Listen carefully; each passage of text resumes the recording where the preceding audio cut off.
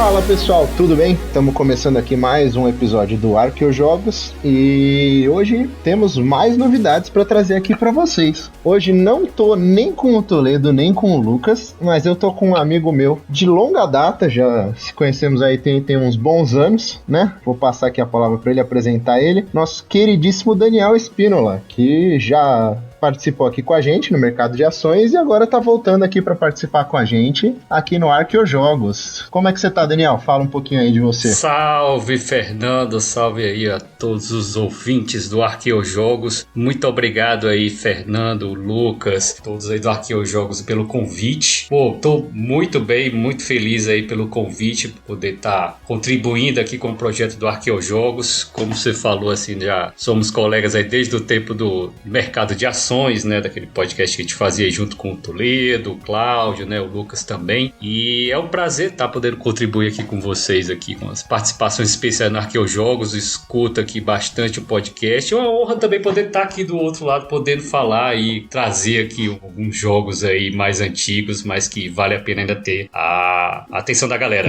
né, assim, pra quem não me conhece, né, meu nome é Daniel Espínola, eu moro aqui em Brasília, né, conheço esses jogos tabuleiros modernos aí desde 2007, 2008, quando vim morar por aqui, né? Na época eu já joguei pouco de tudo, né? Joguei muitos euros, muitos jogos econômicos e fui me aprofundando exatamente nesses jogos econômicos, 18x, né? Esses jogos que eu digo que eu curto muito, são esses jogos de incentivos compartilhados, né, entre os jogadores, jogos de leilão, maioria diária, que são jogos que atualmente assim estão me chamando mais a atenção, né? Eu tive a oportunidade aí de estar aí junto contigo aí, Fernando, Lucas, o Cláudio e o Toledo aí no mercado de ações, né, e fico muito feliz, assim, novamente pelo convite, né, de poder trazer um pouco mais desses jogos mais antigos, esses jogos fora do radar aí que vocês trazem no Arqueojogos, contribuindo aí pro podcast. Espero aí que possa dar aí meus 2 cents aí no projeto. Claro, é sempre bom fazer essas coisas com você, Daniel. Você e o Lucas, acho que assim, são eu ia falar poço, mas poço é uma conotação negativa. Vocês são uma biblioteca, assim, uma biblioteca infinita de jogos. Cada coisa, você mesmo hoje não vou dar spoiler aqui pro pessoal, né, mas eu já dei uma olhada no que você vai falar. O Lucas aí também já trouxe umas coisas que tem que caçar muito no BGG pra conseguir encontrar.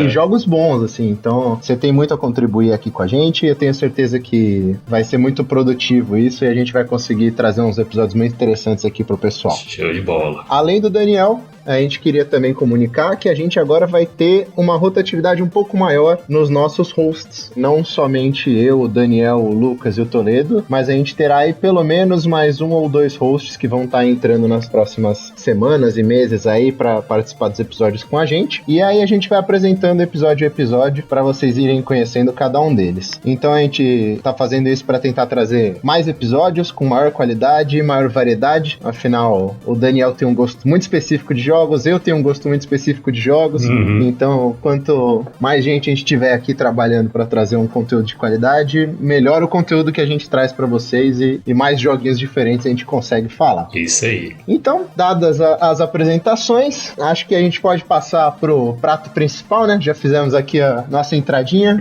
prato principal. Agora vamos falar de um jogo que, assim, eu não sei se eu tô roubando, né? Porque não é um jogo lá muito antigo, mas é um jogo que tem um espaço especial no meu coração, mesmo sendo novo, né? Que é o 1960, The Making of the President. É um jogo que já passou várias vezes de mão aí, né?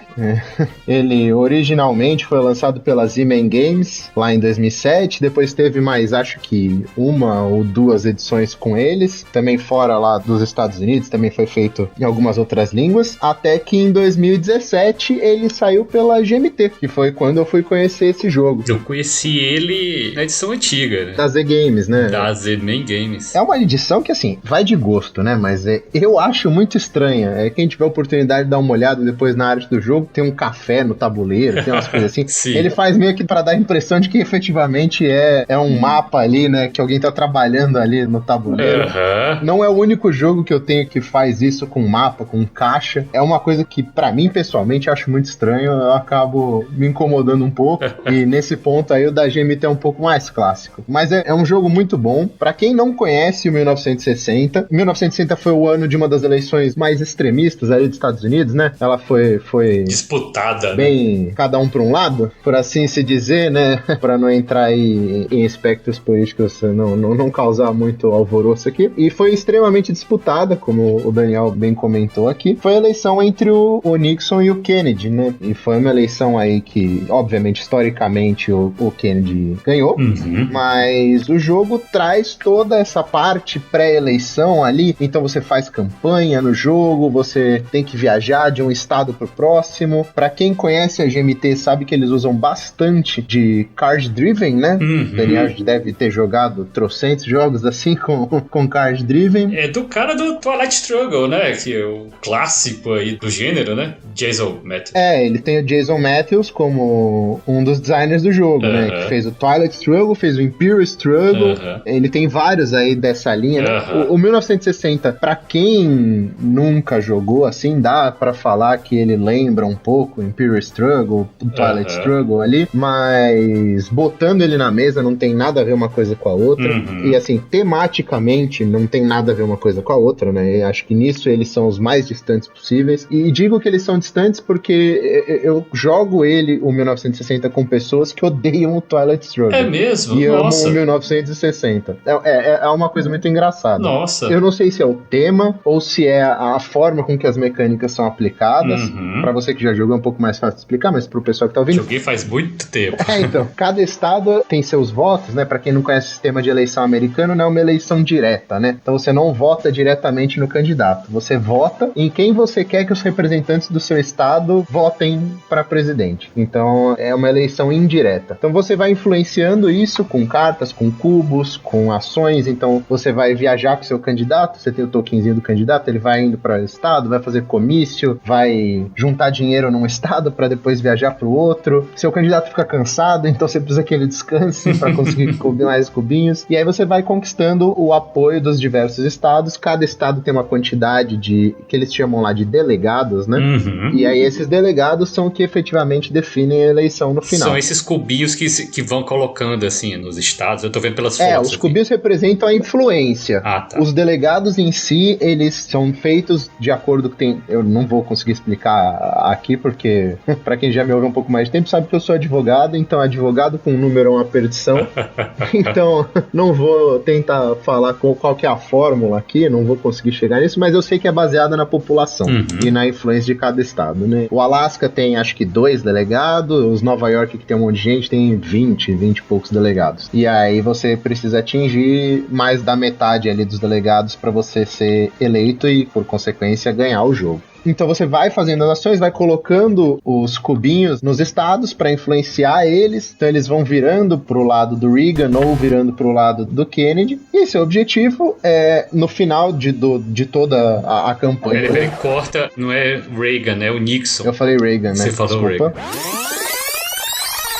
Então, você vai viajando para cima e para baixo com os seus candidatos, você vai puxando, colocando os cubinhos ali nos estados, então você ou vira um estado ali pro Kennedy, vira pro Nixon, você vai puxando, vira um cabo de guerra ali. Então, nesse ponto que muitas pessoas falam que ele é similar ao Twilight Struggle, né, que você tem ali as influências em que um lado os soviéticos, outro lado os americanos estão colocando. Nesse daqui você tem a influência que os candidatos estão exercendo em cada estado. É um pouco mais abstrato ali. Eu acho que talvez tenha um pouco também do tema, que pode trazer mais gente pro jogo do que o tema muito político ali, como foi o do Twilight Struggle. Obviamente, não dizendo que um jogo sobre uma eleição não é político, né? Mas é uma eleição que ocorreu há quase 80 anos atrás. Já decorreu bastante tempo aí, então já não é alguma coisa tão complicada, assim, de não ter um vínculo tão grande com o atual. O jogo você vai, então, influenciando esses estados. O objetivo é você conseguir influenciar o maior número de delegados possível, né? Mais do que 50%, para após toda a campanha ali, acho que são 7 ou 8 turnos, você definir quem ganhou a eleição. É um grande cabo de guerra, não é? Um fica exatamente com influência, outro tira, um vai para um lado, outro vai para o outro, né? Esse jogo é muito interessante. E aí é muito legal, porque você consegue ver, às vezes, brigas ocorrendo em várias escalas ao mesmo tempo, porque você vai estado por estado ali mesmo para influenciar o estado, né? Para fazer as suas campanhas campanhas, né, pra participar e conseguir colocar o cabo de guerra mais pro seu lado, só que você tem uma mecânica também que aí eu acho que é, pra mim, onde esse jogo brilha maravilhosamente bem, a influência das mídias na eleição. E isso é maravilhoso, é maravilhoso. Então, assim, os candidatos podem se aproximar da mídia e aí fazer com que eles tenham mais ou menos votos e mais ou menos influências em determinadas regiões do mapa, de acordo com o quão eles são amigos da mídia daquela região. Interessante. Então, o tabuleiro ali tem a divisão por estados e aí tem a divisão por regiões. São 4 regiões, se não me engano. Você pode influenciar a televisão, rádio, pode distribuir flyer, e aí isso influencia a forma com que você consegue agir ali dentro, né? Vai fazer com que você tenha mais facilidade, coloque mais cubos. Tem uma mecânica também de tirar alguns cubos do saco para decidir algumas ações, né? Então, às vezes, para você definir alguma coisa, ele vai falar, pega 3 cubos, o candidato que tiver a maior quantidade de cubos faz tal coisa. Então, você vai lá e tira os cubinhos do saco e toma ação. Essa parte, somada à mecânica do debate, pra mim é maravilhoso, né? O jogo tem ali no meio dele, lá pelo turno 5, 6, se não me engano, você tem a fase dos debates, né? Que é aqueles debates televisionados. Esse famosíssimo, né? Espetáculo, né? Sim, famoso esse debate aí do Kennedy com o Nixon, né? Que historicamente, né, o Kennedy, né, se portou ali, né, muito mais, né, como um candidato ali, né, moderno e tudo mais, né, com um ternozinho ali arrumado, se deu super bem nesse debate, né? Me lembro dessa história. Sim, é um debate histórico. A gente que vive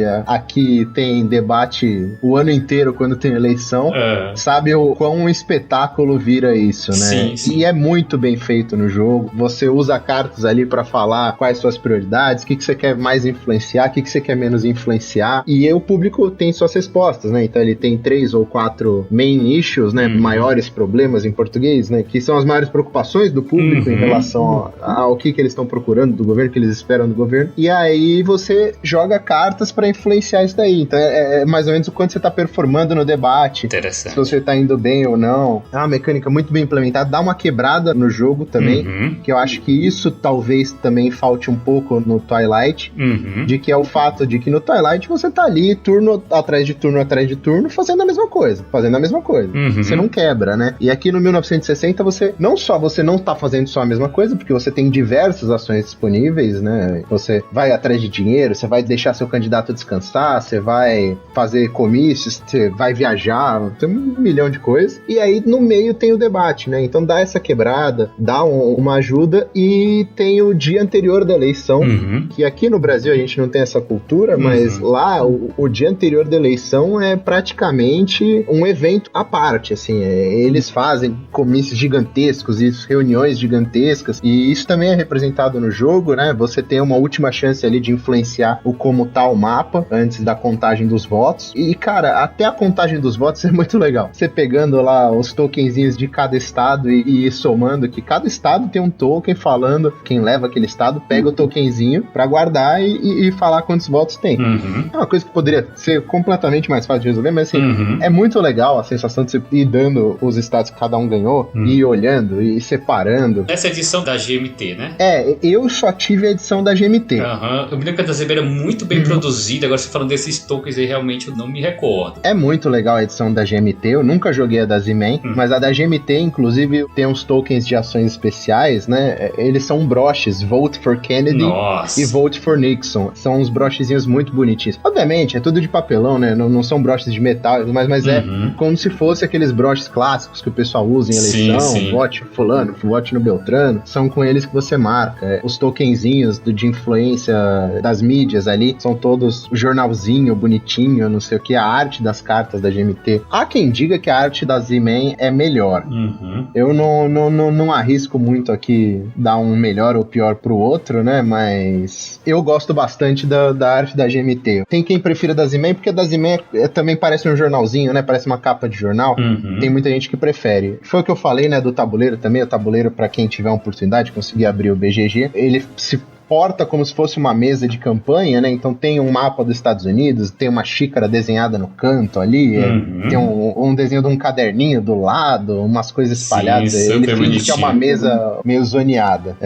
Eu, pessoalmente, sou meio contra esse tipo de coisa. Eu prefiro bem mais um negócio mais clean, uma arte normal, por assim se dizer. Mas super entendo quem prefira a arte da Z-Man. Só realmente não é a que mais me apetece, por assim se dizer. Mas pelas fotos aqui, as duas edições, eu acho que quem conseguir jogar qualquer uma das duas vai estar com um jogo super bem produzido. Realmente as fotos aqui, como eu te falei, eu joguei isso há muito tempo, eu me lembro assim um pouco dele quando eu joguei e tudo mais. Não consegui jogar novamente, assim, acho que só um colega aqui de Brasília tinha, né? Na época que adquirir jogos de tabuleiros era um pouco mais difícil do que é hoje, mas ele acho que depois até vendeu o jogo, acho que não tem mais, e eu não consegui jogar novamente, mas eu me lembro que eu achei bem interessante, e agora que você falou, realmente eu me lembro que tinha essa quebrada no meio do jogo do debate. É muito legal. E entra tipo no mini-jogo, né, no minigame ali, que você faz ali os debates, né, e pode mudar ali, claro, as configurações ali do tabuleiro. Visualmente você olhando assim ele, né, ele até parece realmente com o Twilight Struggle, né, assim, as caixinhas e tal, as conexões e tudo, mas como você falou, né, são jogos visualmente pode ser parecidos, mas são bem diferentes, né? Não diria nem que tanto visualmente, né?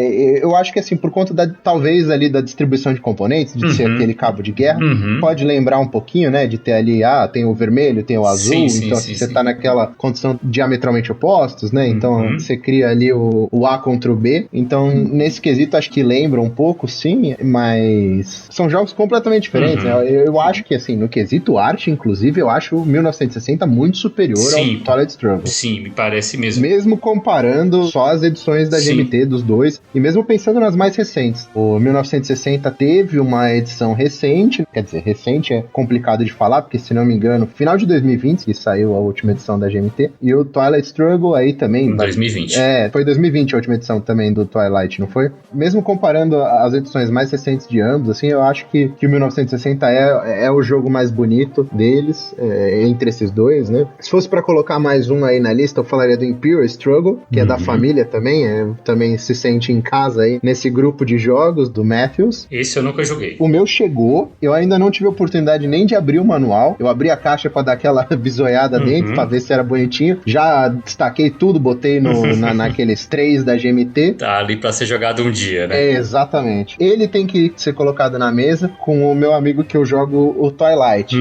E aí é complicado, porque a nossa agenda é bem complicada de eu conseguir jogar com ele e ter tempo suficiente pra jogar um Twilight ou tentar aprender o Imperial pra colocar na mesa. Mas esse eu tô devendo e quero colocar ainda esse ano. Quem sabe dá certo. Eu dei uma pescada aqui no BGG, a última edição do Twilight Struggle, acho que foi 2021. Ah, tá, 2021. E do Jason Matthews, né, dos designers aí de 1960, o Fernando, você chegou a jogar o Founding Fathers, o Campaign Manager, o 1989, algum desses aí? Cara, eu só joguei, quer dizer, não joguei, né, mas eu comprei o Imperial Struggle, joguei o Twilight e o 1960. De resto, nada.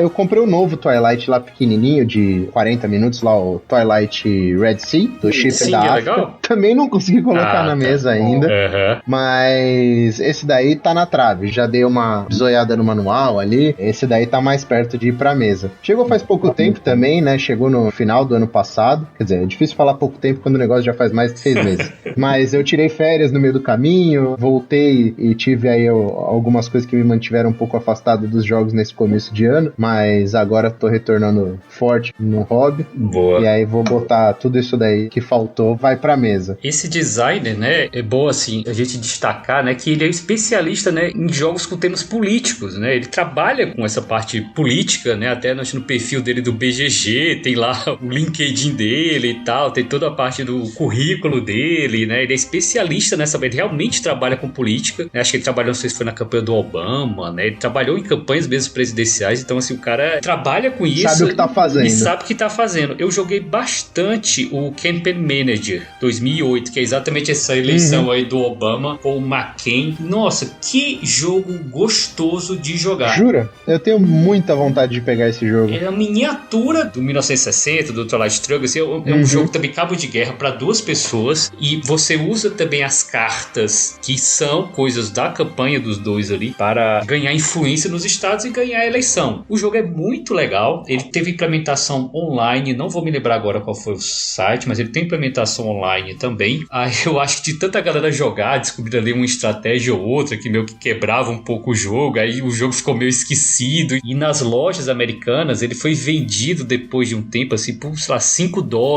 $10, muito barato assim. O jogo se esgotou. Eu acho que hoje ele tá fora de catálogo, mas é um jogo, independentemente da estratégia ou outra ali que as pessoas jogavam, eu acho um jogo muito interessante. Eu joguei bastante. E o Founding Fathers, que é um outro jogo dele também, eu cheguei a jogar uma vez. Ele já tem uma pegada assim muito mais de negociação, que é sobre os pais fundadores, né, dos Estados Unidos, que é sobre a construção da Constituição Americana, sobre ali a formação da Constituição Americana. É muito interessante, mas eu também só cheguei a jogar uma vez, né, faz um bom tempo já, e tem uma comunidade, uma turma que curte ele bastante também.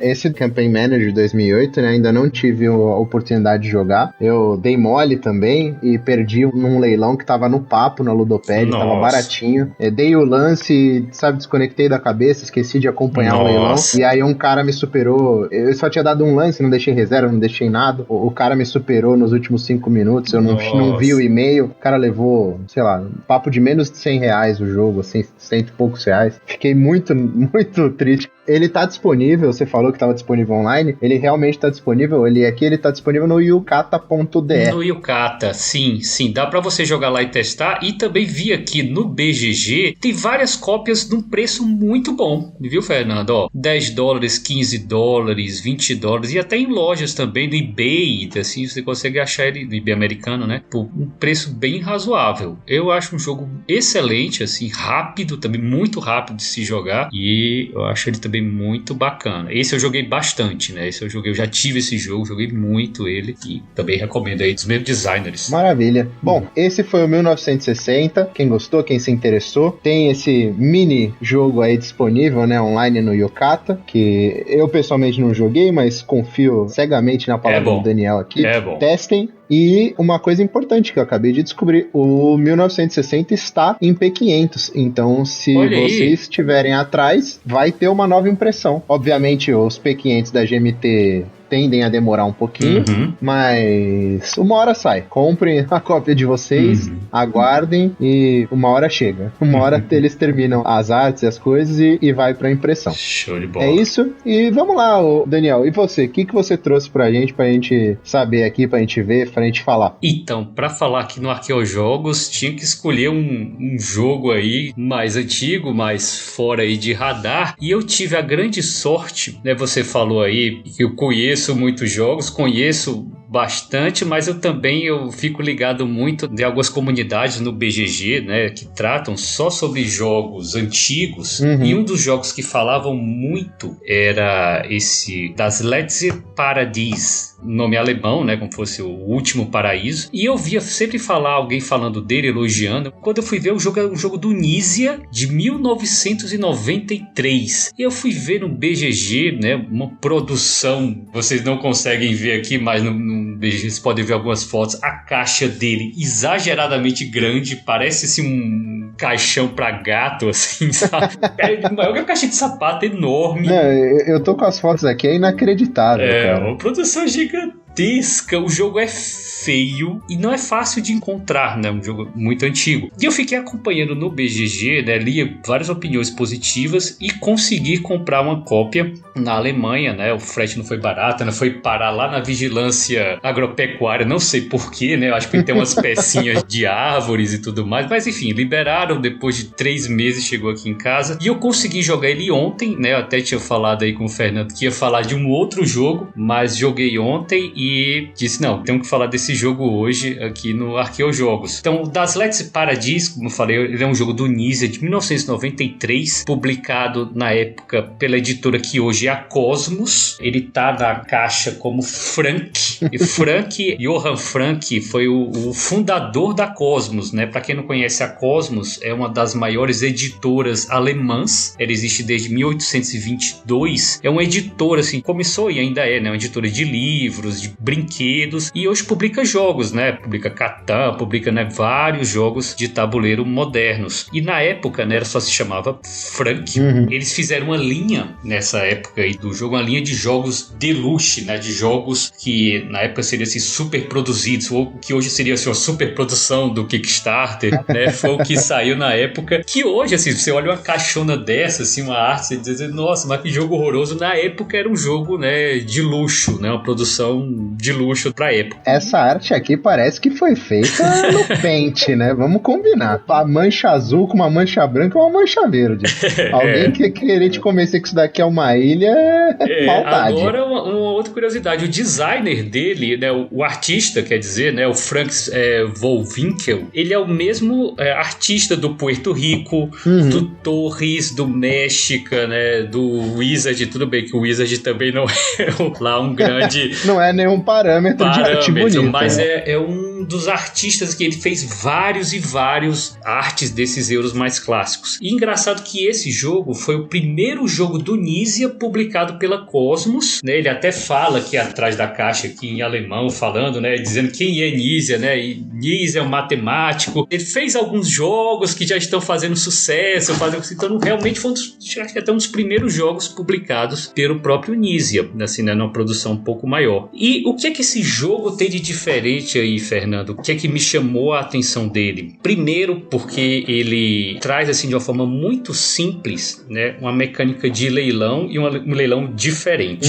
O jogo é basicamente, né, aqui no podcast a gente só consegue falar assim, né, pra gente ter uma noção aqui do que é o jogo. Eles são 16 espaços, 16 caixinhas no mapa que mostra como se fosse uma ilha, e esses espaços vão ser ocupados por tiles que a gente vai revelando, os jogadores vão revelando toda a rodada. Ele joga de 3 a 5 pessoas. Eu acho que ele fica bom aí 3 a 4 pessoas, talvez 5, não sei se é muito. Eu joguei ontem 2 partidas com 5 pessoas. Por que ele é apertado? Eu vou explicar. Então, nesses espaços, cada rodada, os jogadores vão abrindo um tile, que pode ser um tile que ele vai ser colocado nas bordas do tabuleiro, que vão ser vilas, ou 4 tiles que vão ficar no centro, que vão ser hotéis. E como é que é o leilão desses tiles? Eles chamam que é um leilão muito diferente. Eu não vi outro jogo com esse tipo de leilão, que eles chamam o leilão de Vickrey. Esse Vickrey, até fui pesquisar, ele foi um economista, eu acho, canadense, ganhador de prêmio Nobel. E como é que é o leilão? Todos os jogadores colocam um leilão fechado, secreto e revelam. Quem deu o maior lance é quem vai levar, mas ele vai pagar o segundo maior lance. Então, se 4 jogadores ali, né, um deu 30, 20, 10 e 5, o que deu 30 vai levar, mas só vai pagar 20. Que bizarro. Aí ele paga e ele pega esse tile e ele coloca ali numa dessas regiões aí, ou dos cantos ou do meio, e ele tem uma opção. E aí é uma segunda mecânica do jogo, que ele tem uma negociação também. Os outros jogadores podem negociar como essa pessoa vai colocar o tile, porque o tile, ele tem uma frente, que ele vai ser ou uma vila ou um hotel, e ele tem um verso, que é fosse uma reserva florestal, uma matazinha assim, uma floresta. Quando você joga o tile como um prédio, você coloca lá o prédio e coloca o seu marcador em cima. Quando você coloca ele como uma reserva florestal, e aí por isso que entra a negociação e o interesse dos outros jogadores, os outros jogadores podem pagar alguma quantia, que quando você coloca ele como uma reserva florestal, todos os outros prédios que estão ali ao redor vão ganhar um dinheiro, vão ganhar uma renda. Então vai valorizar aquelas propriedades. Mas quem colocou o tile ali como floresta ganha um marcadorzinho, né, um tokenzinho de uma árvorezinha. Eu vou explicar isso aí, vai ser importante na pontuação de final de jogo. Então pode rolar essa negociação. Depois disso, abre-se um novo tile, tem-se um novo leilão. E o jogo, ele tem 4 leilões iniciais, só para meio que quase um setup, e depois passa-se para os 12 leilões restantes e o jogo termina. É um jogo muito rápido, é um jogo de meia hora, as regras são bem simples. Caraca, que legal. Ele é bem rápido. Agora, ele tem uns lances assim que você, mesmo nos jogos modestos, você está falando de um jogo de mais de 20 anos, tem coisas que, né, a gente não vê nos jogos atuais. pontuais. Porque, no final, como é que é a pontuação, né? O dinheiro que restou na sua mão, mais o dinheiro que você ganhou na partida. Então, você pode ganhar dinheiro na partida quando são construídas essas reservas. E aí, como eu falei, né? Os donos das propriedades próximos dessas reservas ganham um dinheirinho. Se você também tem todos os marcadores em uma região, você ganha uma grana. Se você tem marcadores em todas as 4 regiões do tabuleiro, você ganha uma graninha também. Mas, no final, o que pode te dar muita grana é se você tem a maioria, ou pelo menos o segundo lugar, desses marcadores de árvorezinha. Se você foi quem construiu mais reservas florestais, né, ou foi o segundo maior, porque tem uma pontuação muito grande, pode te dar até mais de 100 pontos, mais de 200 pontos, pode te dar muito ponto mesmo, se foram feitas poucas reservas florestais e você for o primeiro lugar. Isso pode explodir de pontos. Agora, se tem muitas dessas reservas construídas, essa grana já é mais diluída, então pode dar menos. E o segundo lance nesse jogo, aí você soma todas essas pontuações, e aí tem uma segunda questão que, assim, aparentemente você pode dizer, mas isso faz sentido, e a dinâmica do jogo, ela gira tudo em torno disso. Cada jogador começa com uma quantidade de dinheiro, a depender do número de jogadores. Ontem, com 5 pessoas, cada um começava com 50, e esse dinheiro é o que você vai usar nos lances, né, para ir adquirindo as coisas no tabuleiro. No final do jogo, você só vai conseguir ganhar, você só vai brigar ali para ser o primeiro lugar se você tem pelo menos acima daquele mínimo da sua grana inicial. Então, se no final um jogador conseguiu menos de 50 pontos numa partida por 5 pessoas, ele tá fora da partida, ele não vai contar a pontuação. A primeira partida que a gente fez, todo mundo ali conhecendo o jogo, as 5 pessoas... É o famoso jogou à toa. Todo mundo deu lances muito altos, demos lances ali muito altos, e no final das contas só sobrou uma pessoa, essa pessoa tava com uns 60 de dinheiro por aí, e ele ganhou sozinho mesmo, porque não teve nem outra pessoa pra concorrer com ele, todos estavam com menos de 50. Aí a gente jogou, né, achamos um jogo ali, né, um pouco estranho, vamos jogar de novo. Aí jogamos de novo, já todo mundo já prestando mais atenção nos lances, segurando aí mais os lances. Eu acho que teve uma pessoa que não conseguiu 50 pontos, os outros 4 pontuaram a mais, né, e já foi uma partida bem mais diferente. Então, qual é a diferença dele aí, Fernando? Ele pode ser um jogo aparentemente até um pouco frágil, porque se você começar a dar lances muito altos, você não consegue se recuperar às vezes durante a partida, e você tá fora do jogo, e você tem que se arriscar muito para ganhar. Esse leilão de Vickrey, né, que você arrisca o lance muito alto, pensando que o segundo lugar não vai jogar um número tão alto, né, e você vai pagar ali, meio que garantir alguma coisa, pode ser muito arriscado, porque os outros jogadores também, às vezes, sabendo que você vai dar um lance alto, que às vezes para você um lugar ali do mapa é muito importante, né, você quer ganhar aquilo dali, porque vai te dar ponto pra caramba. O pessoal fica de marcação. Exatamente. Né? O pessoal, fulano vai querer levar isso aqui, vamos dar um lance alto, fazer extorquir mesmo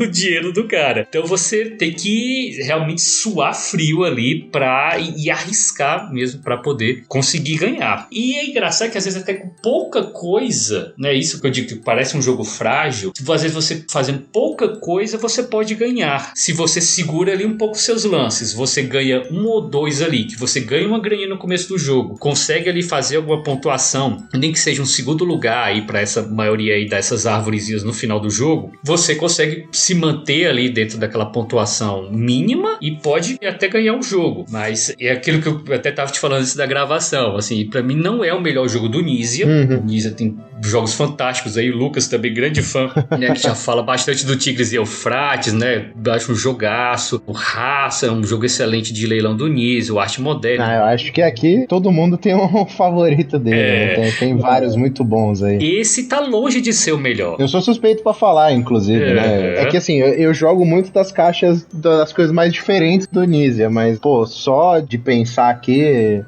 Modern Art, High Society, Covades, que agora teve uma nova edição fofinha, né? Os Zovades. Você chegou a jogar? Os Zovades, não? Ainda não, mas tô curioso. Eu já tô meio que engatilhando pra conseguir uma cópia. Eu só preciso ver se vai dar certo, mas assim, é papo de chegar só em setembro, outubro. Então é papo de fim de ano mesmo.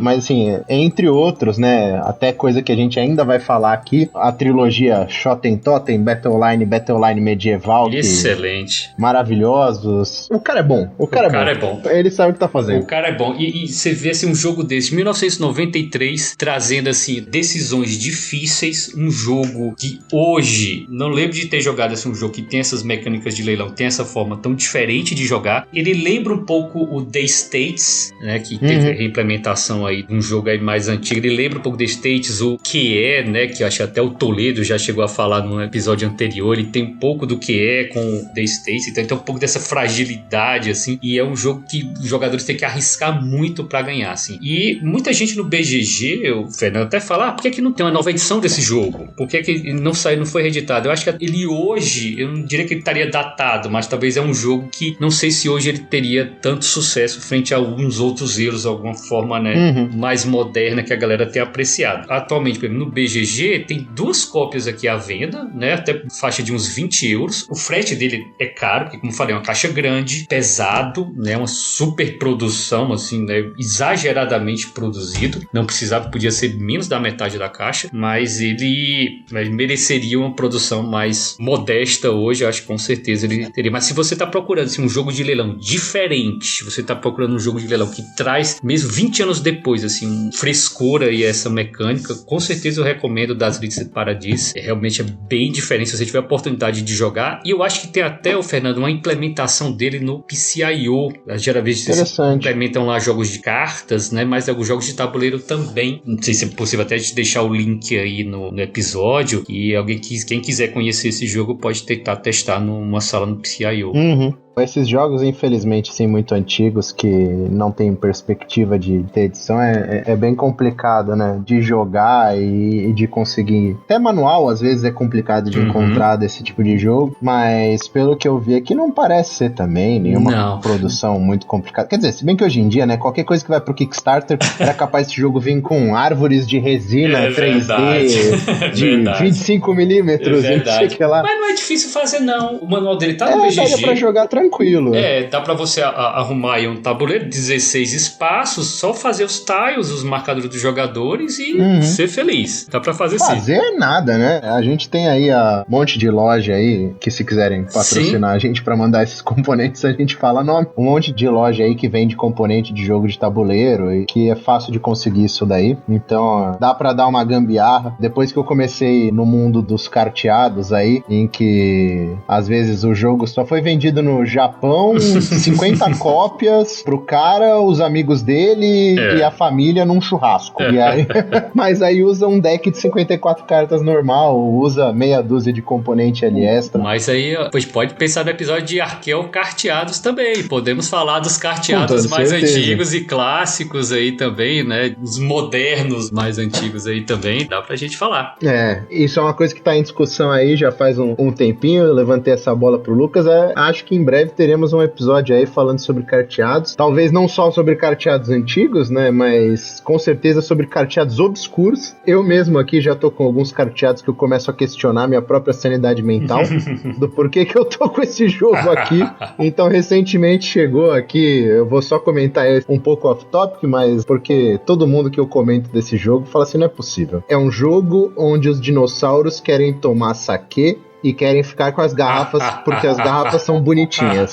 Então seu objetivo é tomar a maior quantidade de goles e matar a garrafa do amiguinho pra poder levar a garrafa pra casa e ir embora. Cara, eu nunca diria que existe um jogo sobre isso. Nunca. Em nem 1 milhão de anos, se você me perguntasse, eu falaria. Mas é isso. Tá aí no pipeline. Ô, Fernando, e acho que tem pergunta aqui pra você aqui do ouvinte. Você quer que eu leia aqui pra colocar aí na resposta aí no ar?